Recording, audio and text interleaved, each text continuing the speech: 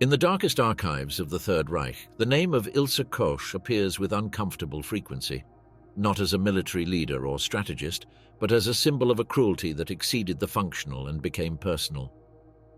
From her desk in Buchenwald, she ordered, selected and supervised a routine of death that included human skin converted into decorative objects. Her rise began before Nazi power. She voluntarily joined the party, married an SS commander, and was absorbed by the camp system as a central figure. She held no official rank, but her authority was real. Prisoners feared her as much as the armed guards. Who allowed her to act with such freedom? How was it possible to institutionalize sadism as part of the protocol? And what happened when the executioners began to steal what the Reich considered its own? Childhood of an executioner, the origin of Ilse Koch in Nazi Germany. In the cobblestone streets of Dresden in September 1906, a girl was born destined to become a symbol of monstrosity within the Nazi apparatus. Margarete Ilse Koch came into the world in a prosperous imperial Germany, without suspecting that this apparent solidity would crumble during her youth, forever shaping her perception of power and authority. Her father, a foreman in a construction company, maintained the family with modest but stable income.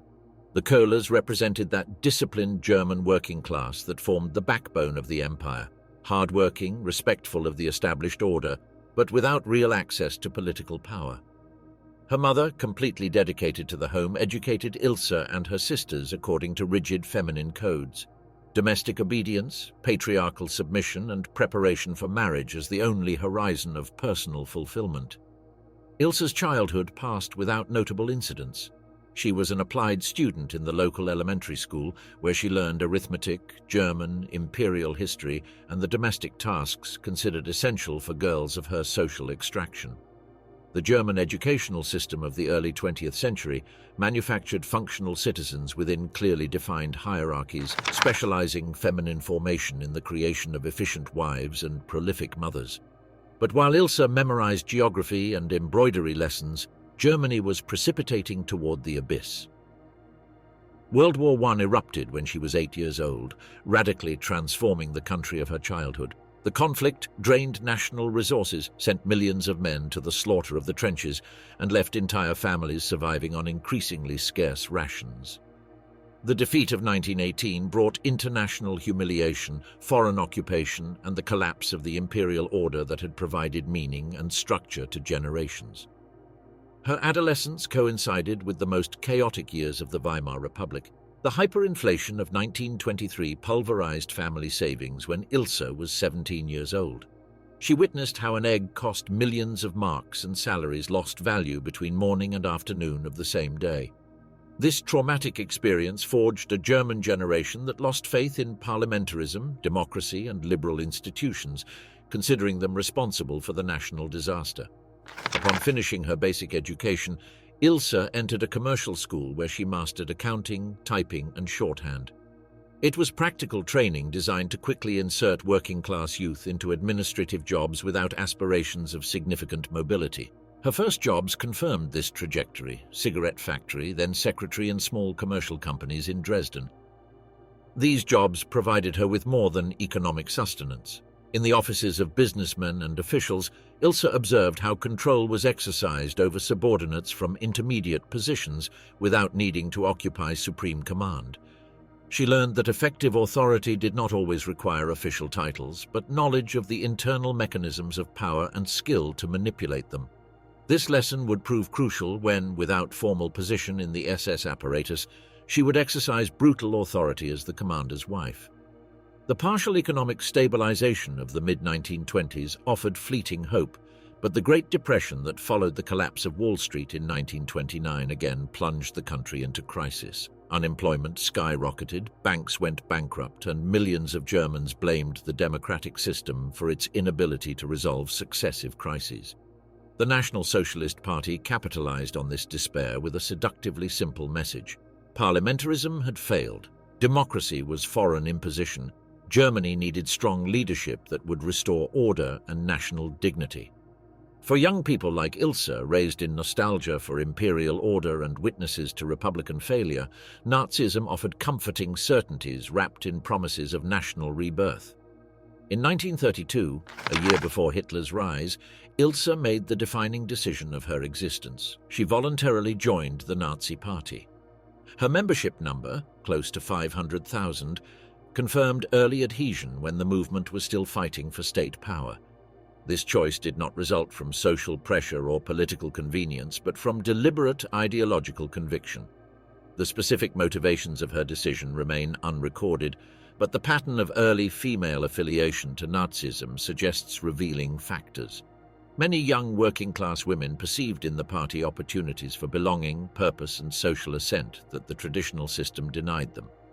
Nazism not only promised to restore prosperity and order, but offered active roles for women within auxiliary organizations like the League of German Women and the NS Frauenschaft. Through party activities, Ilse established links with local militants in Dresden. She participated in meetings, collaborated in propaganda campaigns, and frequented circles of the paramilitary apparatus. Her commitment led her to meet SS officers, the elite organization that Heinrich Himmler was building as the ideological and repressive nucleus of the future totalitarian state. These initial contacts with the Schutzstaffel were determinant for her later evolution. The SS did not simply constitute a paramilitary force, but an ideological order that considered itself the racial vanguard of the German people. Its members were selected according to criteria of racial purity, absolute loyalty, and doctrinal fanaticism. For an ambitious young woman like Ilse, establishing relationships within this circle meant accessing the heart of emerging Nazi power. The transformation of Germany after January 1933 validated the perspicacity of her early adhesion. The Nazis quickly destroyed democratic institutions, persecuted opponents, and established totalitarian dictatorship. Those who had bet early on the movement received rewards, positions of power, material privileges, and opportunities for social ascent that the previous system had systematically denied them. By 1934, Ilse had consolidated her position in the local party structure and maintained close relationships with several SS officers stationed in the Dresden region.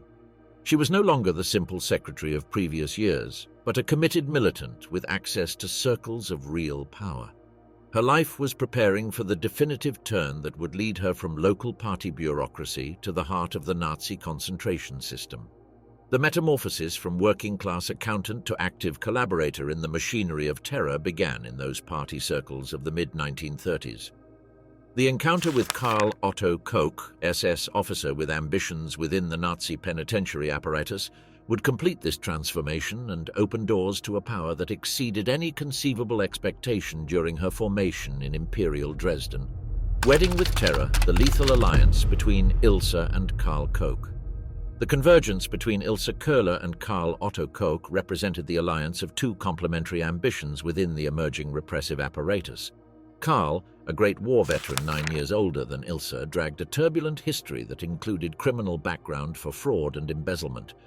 His previous experience as a penitentiary official in Leipzig had forged brutal methods of prison control that favorably impressed his SS superiors. Karl's career within the Schutzstaffel progressed meteorically thanks to his administrative efficiency combined with systematic cruelty. His capacity to maintain absolute order through calculated terror positioned him as an ideal candidate for the concentration system that Himmler was designing meticulously. When the SS needed reliable administrators to expand their network of camps, Karl Otto Koch's name consistently headed the selection lists. His first marriage had foundered precisely due to ideological conflicts. His ex-wife had rejected his extreme Nazi convictions and requested divorce when he began to ascend within the SS hierarchy. This personal experience convinced him of the crucial importance of finding a companion who would completely share his political vision and his institutional ambitions. Ilse embodied exactly what Karl was looking for: attractive youth combined with genuine political commitment and excessive personal ambition. Her early party affiliation demonstrated authentic ideological conviction, not late opportunism. Her administrative training capacitated her for complex bureaucratic tasks required by concentration management. Her proletarian origin eliminated conflicts with traditional elites that might question brutal methods necessary for repressive work. The relationship quickly evolved toward formal marriage, but they had to first overcome the bureaucratic requirements of the totalitarian regime. The SS had established the Central Office of Race and Resettlement, RUSHA, charged with verifying racial purity in marriages between members of the organization. Karl and Ilse submitted genealogical documentation that went back several generations to demonstrate immaculate Aryan ancestry. The process included exhaustive medical examinations, detailed family investigations, and ideological evaluations designed to guarantee that the marriage's offspring would meet SS racial standards. Ilse passed all tests without difficulty, confirming her aptitude to become the wife of an elite regime officer. The matrimonial authorization was officially granted and the ceremony celebrated in 1936. Immediately after the wedding, Karl received appointment as commander of the Sachsenhausen concentration camp north of Berlin. This designation represented significant ascent within the SS hierarchy and opportunity to demonstrate capacities to administer installations of greater scope and strategic complexity. Sachsenhausen had been conceived in July 1936 as a model camp for the entire German concentration system. Its architectural design, developed by Bernhard Kuiper following principles of panoptic surveillance, allowed total visual control over prisoners from the central tower. The triangular barracks optimized supervision efficiency while minimizing possibilities of organized resistance. For Ilse, the transfer meant direct immersion in the mechanics of the concentration universe. Although she lacked official SS rank, her status as the commander's wife granted her considerable informal authority. She began as an administrative secretary handling sensitive correspondence, maintaining classified prisoner records and participating in strategic meetings between superior officers. Her learning curve was accelerated and methodical. She studied procedures for processing new inmates, organization of work brigades, application of exemplary punishments, and maintenance of discipline through dosed psychological terror. The bureaucratic machinery of the system fascinated her as much as its brutal functionality. Every aspect of prison life and death was documented, categorized, and administered according to millimetric protocols. In Sachsenhausen, Ilse developed competencies that would transform her into a central figure of the repressive apparatus. She mastered interpretation of internal hierarchies among prisoners, identification of signs of potential resistance, and utilization of forced labor as a tool of psychological control. She understood how isolation from the outside world converted the camp into an autonomous universe where norms of human behavior were definitively suspended. The Koch marriage operated as an administrative team of lethal efficiency. Karl monopolized principal military and disciplinary decisions, while Ilse administered daily management and relationships with auxiliary personnel. This division of labor maximized control over all aspects of the camp, from strategic operations to domestic details apparently minor but psychologically devastating. In August 1937, the SS entrusted Karl Otto Koch with a mission of greater scope: establish and command the new Buchenwald concentration camp near Weimar. This designation recognized his efficiency in Sachsenhausen while constituting definitive proof of his capacities to construct a completely new installation from conceptual foundations. Buchenwald would differ radically from Sachsenhausen in fundamental aspects. Its location on Mount Ettersberg, surrounded by impenetrable forests, guaranteed almost absolute isolation from the outside world. Its design would allow housing exponentially larger prison population with capacity for tens of thousands of simultaneous prisoners. Its economic function would include intensive exploitation of quarries and manufacturing production using systematized labor slavery. The transfer to Buchenwald inaugurated the most infamous period in the Koch trajectory. From the first day, Ilse actively participated in planning and organization of the new complex. She reviewed detailed architectural plans, supervised construction of the commandant's residence, and coordinated transfer of specialized administrative personnel from Sachsenhausen. In Buchenwald, Ilse's role broadly transcended previous secretarial functions. She participated in strategic planning meetings, made decisions about assignment of prisoners to specific brigades, and maintained direct correspondence with superior SS officers in Berlin. Her authority was unequivocally recognized both by German personnel and by prisoners, who quickly learned to fear her with intensity comparable to the official commander. The power structure in Buchenwald mirrored the symbiotic nature of the Koch marriage.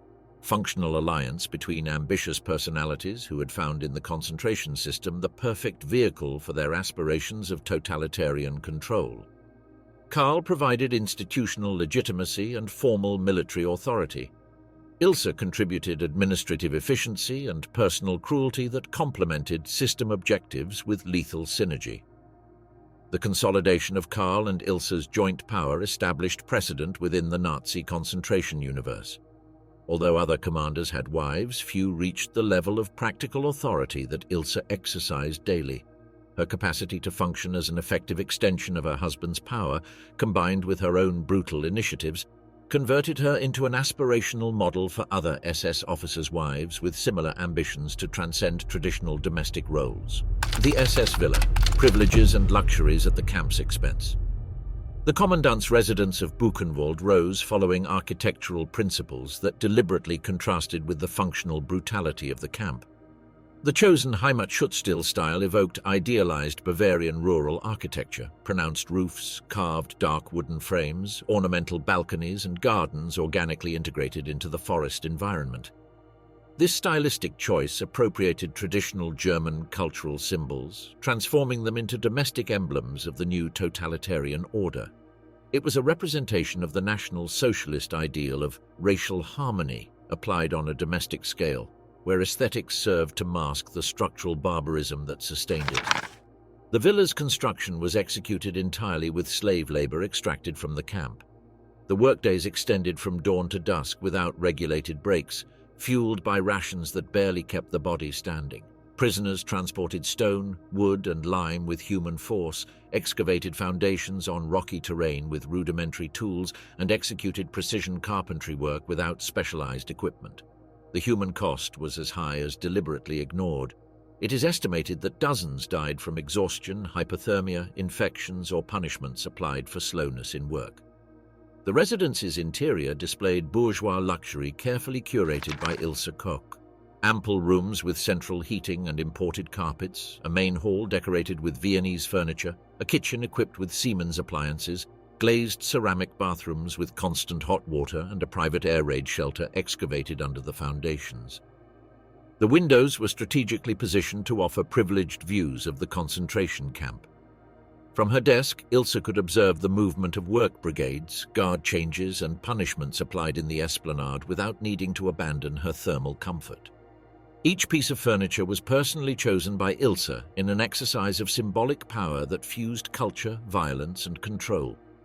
She ordered curtains made with silk imported from China, selected original hand-woven Persian rugs, bought Meissen porcelain dinnerware decorated with imperial motifs, and exhibited bohemian-cut crystal glasses. In the library, she ordered a collection of German classical literature and philosophy books bound in Moroccan leather. The walls showed Germanic rural landscapes alongside portraits of Hitler, Himmler, and other Reich leaders, in a grotesque combination of aesthetic nationalism and personality cult. During the war, when rationing affected even civilian populations and soldiers at the front, the Koch mansion lived a parallel reality. Their table was supplied through a network of internal SS privileges. Thanks to Karl's position as commander, the marriage had preferential access to requisitioned goods. While inmates received an average of 350 grams of black bread and broth made with leftovers, the Kochs dined on veal, Bavarian sausages, Colombian coffee, tropical fruits, and confiscated French wines.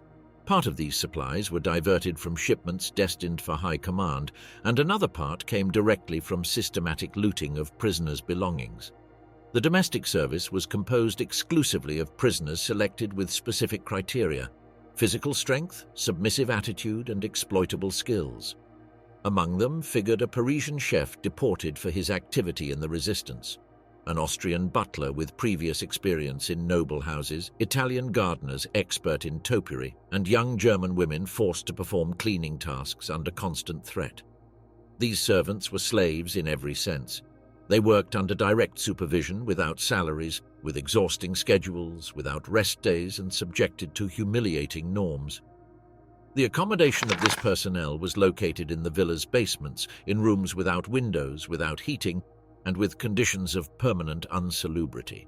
They slept on damp straw mattresses infested with insects and shared poorly ventilated latrines. Their alimentation, although barely superior to that of the rest of the camp, did not compensate for the physical wear of workdays that frequently exceeded 16 hours. Violence was not always physical. The hierarchical structure included a ceremonial dimension carefully constructed to reinforce subjugation. They had to address Ilse as gnädige Frau with reverence, without looking her in the eyes or speaking except when explicitly permitted. The logic of this domestic structure reproduced on a small scale the concentration-domination model: strict differentiation, total control, exemplary punishment, and constant surveillance. But in this case, additionally, a more perverse symbolic dimension was added, converting prisoners into a functional part of their executioner's private comfort. They cooked for them, made their beds, cared for their flowers, polished their boots, all while the camp burned a few meters away. They were visible slaves, daily reminders of the absolute power that the Kochs believed they exercised as divine right granted by race. In 1940, Ilse's domestic life demanded a new status symbol, a covered riding arena inspired by the aristocratic installations of Prussian nobility. She requested permits through her husband's contacts in Berlin and obtained approval without objections. The construction cost 250,000 Reichsmarks, an astronomical figure in wartime, equivalent to the salary of 500 German workers for a complete year. This disproportionate luxury was financed entirely with looted goods: jewelry, gold coins, watches, Jewish ritual objects, and especially dental gold extracted from corpses in the camp's medical zone. The asset laundering process was carefully designed. Ilse inspected newcomers' suitcases in search of valuable objects, separated those with the best resale potential, and delivered them to SS intermediaries who operated in Weimar and Leipzig. There the pieces were melted to eliminate signs of origin and sold in the black market or deposited as ingots in Swiss bank accounts in the name of front men. This operation transformed mass crime into a source of private financing, institutionalizing looting as the material basis of Nazi privilege. The equestrian arena, built with rudimentary tools and intensified human effort, was one of the most lethal projects within the villa. The assigned prisoners dug in double shifts without technical assistance, leveled terrain by hand, lifted heavy structures without cranes, and poured concrete without machinery. Multiple inmates died during the work, but their deaths were silenced. Their bodies were quickly removed by other prisoners and records altered to avoid interruptions. No one should interrupt the rhythm of a whim. Once finished, Ilse's equestrian routine became a cruelly theatrical spectacle. She rode horseback every morning with imported uniforms, tailored to measure, executing dressage exercises within the enclosure, while a few meters away groups of inmates dragged stones, built sheds, or buried bodies. The contrast was intentional. Riding was not just a hobby, but daily staging of dominion, the reinvented nobility of the Third Reich mounting over the remains of the enemy people. Each gallop was an ideological declaration. Surrounding the villa, the gardens, designed to Ilse's taste, required constant attention. Forced floriculturists maintained geometric planting patterns even in the snow months. Bushes had to be pruned with exact symmetry, grass cut with scissors if necessary, and fountains cleaned twice daily even though they had no real use. The obsession with order and aesthetics responded to a symbolic logic, demonstrating that even nature could be bent under the will of the superior race. The visual contrast between the garden's impeccable order and the camp's lethal chaos was not accidental. It was a form of terror pedagogy. From her windows, Ilse contemplated a perfectly controlled landscape while a few meters away malnourished bodies collapsed from exhaustion or were dragged by other prisoners toward the crematoria. The physical proximity between ordered beauty and absolute misery represented without words the regime's moral logic. The welfare of some was built literally over the destruction of others. The Koch villa was not an isolated aberration, but a microcosm of Nazi totalitarianism in its domestic version. It showed how privilege could be built over institutionalized suffering, how comfort fed on the pain of thousands, and how aesthetics, far from contradicting horror, could integrate into it as part of its mechanism. In that space of perverse beauty, Ilse Koch exercised her dominion as absolute mistress without uniform or rank, but with sufficient power to convert death into part of the decoration. Macabre art, the obsession with human skin and tattoos. Ilse Koch's fascination with human tattoos was not a marginal whim, but the gateway to one of the most macabre and systematic episodes of all her participation in the concentration apparatus. What began as a simple observation during regular inspections of the prisoner camp transformed over time into a collector's obsession fed by absolute power, aesthetic perversion, and ideological support. It was the combination of these three factors that converted her not only into an accomplice of mass murders, but into a direct promoter of an industry of objects manufactured with human remains. Ilse's interest in tattoos awakened during inspection rounds in which prisoners were forced to undress completely. The body marks caught her attention, especially those that stood out for their artistic complexity, chromatic intensity, or unusual location.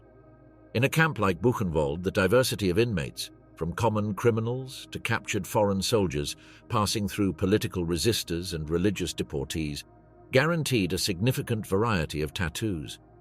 There were northern sailors with anchors and seagulls, ex-convicts with Gothic inscriptions on their arms, homosexuals with coded personal symbology, and popular front combatants with portraits of ideological figures or revolutionary symbols. This visual richness quickly became an involuntary catalogue for Ilse. What at first was curiosity derived into explicit protocols. She began ordering certain groups to line up completely naked before her, under sanitary pretexts. Then she demanded that guards notify any case in which they observed skin marked in an unusual way. The selected prisoners were examined meticulously. Ilse preferred large tattoos, well preserved, and located in body zones that facilitated their removal: backs, chests, thighs. Small tattoos, or those that were deteriorated by scars, infections, or extreme work conditions, were excluded. The selection process was not limited to aesthetic value, but also responded to anatomical extraction criteria. To legitimize these actions, she established a formal collaboration with Dr. Erich Wagner, SS doctor, who promoted a pseudoscientific theory according to which tattoos were indicators of racial degeneration or criminal predisposition. Wagner had published articles defending the correlation between body art and deviant mental structures, citing examples of recidivist criminals with tattoos. His stance found echo in Nazi racial doctrine, which classified any aesthetic deviation as expression of genetic corruption. Under this justification, the collection of tattooed skin could be presented as medical research. The project required, however, a more complex infrastructure to pass from inspection to organized murder. Here intervened Dr. Waldemar Hoven, chief physician of Buchenwald camp, specialized in euthanasia techniques by injection.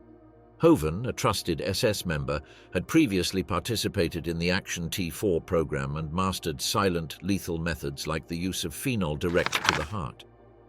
With his support, a stable protocol was designed. Selected prisoners were transferred to the hospital under the excuse of medical analyses. There they were sedated, then murdered through precise injections, and finally transported to the pathology department, where the second phase of the process began. The extraction of human skin was systematized with procedures inspired by the tanning industry. The selected fragments were removed through wide surgical cuts that respected the complete design of the tattoo. The skin was submerged in formal solutions and special salts to preserve its structural integrity. Then it was slowly dried on wooden frames under controlled humidity conditions. The result were flexible, stable, and deterioration-resistant pieces. These pieces were delivered to prisoners specialized in leather goods, many of them former artisans or bookbinders, forced to work with human materials under threat of death. They were demanded aesthetic precision, exact cuts, invisible seams, clean finish. The resulting object catalogue was as grotesque as detailed. Desk lamps with translucent shades that let see black lines on whitish skin, book covers bound with fragments where Gothic letters or caricatured faces could still be distinguished, purses and gloves made with forearm skin, small ornamental paintings framing complete tattoos as if they were museum miniatures. Each object was considered by Ilse a power trophy. They were exhibited in showcases of her private salon or used daily as tangible proof of her absolute control over bodies and destinies. They were not passive souvenirs, but physical affirmations of her capacity to decide who lived, who died, and what part of her victims could be reused as domestic adornment. The most detailed descriptions of this process come from testimonies collected after the war. Gustav Wegerer, a Polish prisoner forced to work in the camp hospital, related in interrogations having seen several of these lamps in the medical block offices and mentioned the existence of an internal inventory where tattoos were classified by theme, color, and anatomical zone. Josef Ackermann, who directly participated in skin treatment, related how he received specific orders about the type of sewing or the thickness of the resulting leather. In his testimony, he mentioned having worked with at least 20 different fragments between 1943 and 1945, all coming from recent corpses, and described how some inmates had to clean the resulting objects with linen cloths moistened to maintain their shine. In April 1945, the liberation of Buchenwald by American troops exposed these crimes with unappealable physical evidence. The soldiers who entered the camp discovered closed rooms where human objects were stored, classified by typology. The scene was of macabre theatricality: jars with ears preserved in liquids labeled skin fragments, lamps lit on desks where ink traces from officers could still be seen. In one of the showcases of the Koch villa, fine skin gloves were found, presumably made with complete human hands, still preserving natural palm creases. American and British war correspondents photographed each of these findings, generating a visual record that was later used as evidence in the Dachau trials and in educational materials about the Holocaust. The images, even today, provoke reactions of incredulity and horror. Unlike other atrocities that could be denied or questioned, the objects found in Buchenwald were impossible to deny. Their existence confirmed that sadism had not been spontaneous or isolated, but institutionalized, planned, and justified within an ideological system that saw it as functional.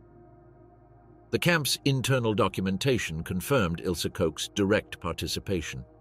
In the medical records appeared special requirements from the commandant's wife associated with selections of prisoners with skin marks. These documents crossed with extraction orders signed by Dr. Hoven and hospital personnel reports. Although many proofs were deliberately destroyed in the weeks prior to the Allies' arrival, enough survived to establish a clear network of responsibilities.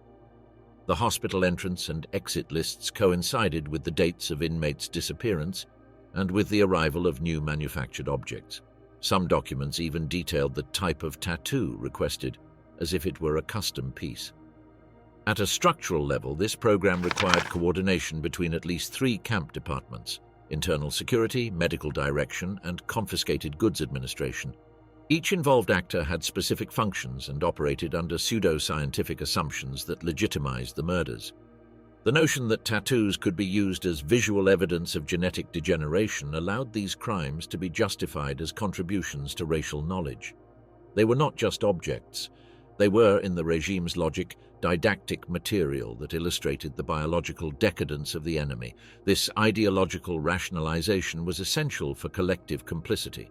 Medical personnel, forced artisans, guards, and administrators could see their participation as part of a greater effort. It was about cleaning the nation of impure elements and recording that cleansing with aesthetic precision. Dehumanization was total. Bodies were not bodies, but reusable resources, raw material for hate pedagogy. The most disturbing thing is not just the horror of what was done, but the coldness with which it was implemented. The project was not born from an emotional outburst or individual madness. It was systematic, clinical, and logistically viable within the Third Reich's mechanisms. Ilse Koch did not act alone or in secret. She was an active part of a gear that converted death into domestic matter and crime into routine. Fall from grace, the trial that brought down Commander Koch. The investigation that would precipitate the destruction of the Koch marriage began in 1941, when General Josias zu Waldeck and Pyrmont, superior SS commander in the Thuringia region, received disturbing reports about administrative irregularities in Buchenwald. These reports did not focus solely on acts of brutality, which were part of the camp's routine functioning, but on actions that transgressed even the margins of cruelty permitted by the Nazi hierarchy. What alarmed Waldeck was not brutality itself, but the suspicion of internal corruption that threatened discipline and institutional control. The first concrete signal arose when reviewing a record of prisoner deaths in the camp. On the list appeared the name of Walter Kramer, former political prisoner and medical orderly who years before had successfully treated Waldeck during a serious illness. Kramer was not just any prisoner, he had medical training and enjoyed tacit recognition within the camp, both from inmates and from some officers who benefited from his attention. His death, along with that of Karl Peggs, another medical assistant who had also participated in private treatments, immediately raised suspicions. Internal inquiries revealed that both had been executed by direct orders of Karl Otto Koch, camp commander, under invented charges of sabotage. In reality, Koch sought to eliminate key witnesses to a fact that threatened him personally. He had secretly contracted syphilis, probably during an extramarital relationship, and feared that Kramer or Pei would reveal this condition to his superiors. The execution of both was a preventive silencing measure, but with this, Koch had crossed a line that not even the SS apparatus was willing to tolerate. Waldeck ordered an exhaustive audit of Buchenwald's administration. What began as a specific review ended up uncovering a complex and meticulously articulated corruption system. The central point was the systematic diversion of goods confiscated from prisoners. From cash to jewelry, valuable objects, high-quality clothing, and even watches, everything was requisitioned upon entry and should be registered. However, official records did not match inventories, and the difference was not minor. Articles worth tens of thousands of Reichsmarks were missing. The clearest evidence emerged when tracing Karl Otto Koch's bank movements. The commander's personal accounts showed regular deposits that greatly exceeded his official salary in addition to transfers to Swiss banks, a pattern that had already been detected in other cases of internal corruption within the SS. It was an asset laundering system disguised as camp administration. The money proceeded from illegal sale of looted objects, commercialized through intermediaries who operated in cities like Weimar and Leipzig. Ilse Koch's name soon emerged in the investigation. She was not just a wife with decorative presence. Documents and testimonies demonstrated that she personally selected the most valuable articles requisitioned from prisoners and in some cases delivered them directly to commercial contacts outside the camp. The construction of the expensive riding arena, valued at 250,000 Reichsmarks, proved to be an evident example of illicit enrichment. The financing of this installation did not come from funds officially assigned to the camp, but from the sale of jewelry, melted dental gold, and confiscated luxury objects. Her implication was as clear as structural. In August 1943, after consolidating the necessary evidence, Waldeck ordered the arrest of Karl Otto Koch and Ilse Koch. This decision was not taken lightly. Detaining a camp commander was extremely unusual within the SS, which maintained a public image of monolithic hierarchical unity. But flagrant corruption, unauthorized murders, and the brewing scandal forced action. The internal trial was entrusted to SS Oberfuhrer Konrad Morgan, a lawyer who worked directly for the SS Central Office of Judicial Affairs. Morgan had been assigned by Himmler himself to investigate corruption cases among camp system officers in an effort to preserve the image of ideological integrity of the Corps. Under his mandate, investigations were opened against more than 200 SS officers, although few concluded with definitive sentences. The Buchenwald case, however, became one of the most significant. Konrad Morgan conducted detailed interrogations, reviewed financial archives, requisitioned documents, and performed personal inspections of the installations. He even had bodies of irregularly executed prisoners exhumed to confirm suspicious medical versions. His investigation discovered that Koch had authorized at least 7 individual murders without military or political cause, all motivated by fear of being betrayed. Among the dead, in addition to Kramer and Pei, were trusted prisoners assigned to administrative tasks who knew too much. The accusations against Karl Otto Koch were devastating: embezzlement of more than 200,000 Reichsmarks, premeditated murder of witnesses, abuse of authority, and violations of SS internal rules.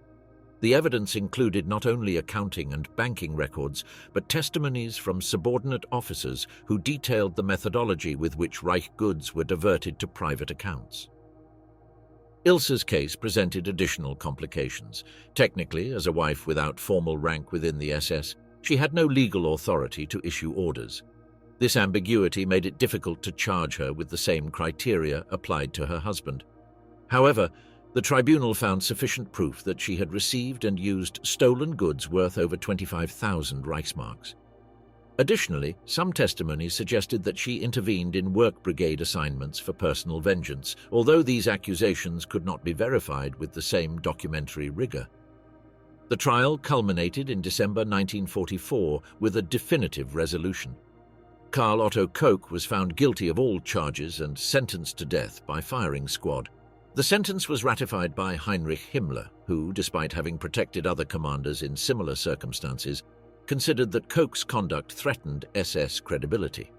For Himmler, betrayal did not consist in murdering, but in stealing from the state. The system could tolerate extreme sadism if it was aligned with racial doctrine, but did not forgive personal enrichment outside institutional control. Ilse Koch, instead, was absolved of major charges for lack of conclusive evidence under SS legal standards. Nevertheless, she was formally prohibited from participating in activities related to the camp system and condemned to 16 months of preventive prison, which she had already served at the time of the verdict. This decision, although technically legal, was internally criticized by some officers who considered that her influence in Buchenwald had been deeper and more damaging than the sentence reflected. On April 5, 1945, Karl Otto Koch was executed in a separate section of Buchenwald camp itself, shot by an SS firing squad following military protocol. The execution took place just days before American troops arrived at the complex. His body was buried without name or mark in an anonymous grave as a sign of his symbolic expulsion from SS honor. The Koch case became one of the few and most documented examples of self-purification within the Nazi apparatus. However, it is crucial to understand that this purification did not respond to humanitarian motives or recognition of crimes against humanity. What motivated the commander's fall was not the brutality of the regime he represented, but his financial insubordination and personal use of power that the system considered exclusive property of the Reich. Ilse Koch was released shortly before the definitive collapse of the Third Reich. Her story would not end there. But at that moment, what seemed like a victory of internal Nazi justice was nothing more than a show that even among executioners, stealing from the master was more serious than killing his slaves. The Last Cell, the end of Ilse Koch. On June 30, 1945, Ilse Koch was arrested in Ludwigsburg by American occupation forces after being recognized by a former Buchenwald prisoner.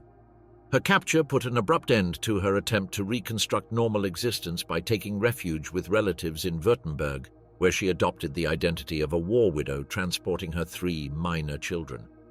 Her detention was carried out without physical resistance, but the soldiers described her behavior as haughty and indignant, as if she considered the arrest an administrative error.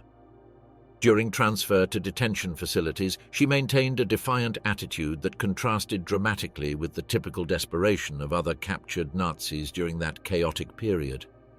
The decision to prosecute her for war crimes was made after reviewing documentation captured in Buchenwald and testimonies from survivors. The volume of testimonial evidence against her was extraordinary. Her name appeared consistently in accounts of brutality, arbitrary selections, and direct participation in torture and murders. The Buchenwald trial began on April 11, 1947, in facilities of the former Dachau camp, reconverted into a judicial processing center. The American military tribunal prosecuted 31 accused, but Ilse Koch was the only woman and quickly became the focus of international media attention. The formal charges included violation of laws of war, premeditated murder, systematic torture, and participation in a common plan to commit crimes against humanity. The process lasted 4 months and included testimonies from more than 100 witnesses who related specific episodes of selection of tattooed prisoners, mistreatment during inspections, arbitrary punishments, and exhibition of objects manufactured with human skin. The defense argued that Ilse lacked official authority and that her actions did not constitute war crimes under the military tribunal's jurisdiction. However, testimonial evidence established that she had exercised considerable practical authority, making decisions that directly affected prisoners' life and death through participation in selections, use of slave labor, and appropriation of confiscated goods. On August 14, 1947, the tribunal issued its verdict. Ilse Koch was found guilty and sentenced to life imprisonment. During the process, an unexpected complication had arisen. She was 7 months pregnant. Paternity was attributed to a relationship with another German prisoner during preventive custody. The pregnancy generated considerable controversy. The lawyers argued that imminent maternity constituted an attenuating factor, while the press speculated about whether it had been a deliberate strategy to avoid capital punishment. In October 1947, she gave birth to Uwe Kohler in penitentiary facilities. The baby was immediately separated and placed under custody of German social services.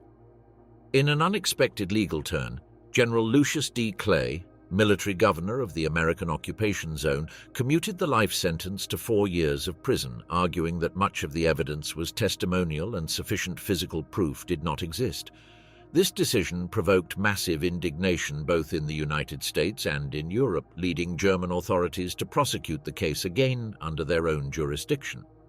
In 1950, immediately after her release from American custody, Ilse Koch was arrested by authorities of the Federal Republic of Germany. The second trial was held between November 1950 and January 1951, including testimonies from more than 250 witnesses. The German prosecution built a more solid case with partially recovered documentary evidence and more detailed testimonies. On January 15, 1951, the German tribunal issued its final verdict: life imprisonment for instigation to murder in 135 documented cases, systematic torture, and crimes against humanity. This sentence was definitive and not subject to commutation, closing any possibility of future freedom. Ilse was confined in the Aichach Women's Prison in Bavaria, where she would spend the last 16 years of her existence. Her behavior gradually deteriorated, showing growing signs of mental instability and paranoia. Penitentiary records document episodes of delusions in which she claimed that ghosts of dead prisoners visited her, demanding return of their skin. The stigma of the Koch surname became an unbearable burden for her children. In 1967, her eldest son, Artwin, committed suicide, unable to bear social shame and family ostracism. His death deeply affected Ilse, accelerating her psychological deterioration toward complete mental collapse. Ilse's behavior in prison became progressively erratic. She presented constant petitions for pardon, systematically rejected by Bavarian authorities. Her letters became incoherent, plagued with references to imaginary conspiracies and supernatural persecutions. Officials noted that she had developed extreme aversion to leather objects and refused to touch any material that reminded her of her crimes. On September 1, 1967, Ilse Koch was found dead in her cell. She had hanged herself during the night using sheets meticulously knotted to form an improvised rope. She left no suicide note or final message that could provide introspection about her motivations or remorse. Her body was buried in a common plot of the local cemetery in an unnamed grave that reflected the oblivion to which she had been condemned by history. Her death closed one of the darkest chapters of the Nazi concentration system, but her legacy as a symbol of feminine cruelty within the Holocaust would endure in historical memory.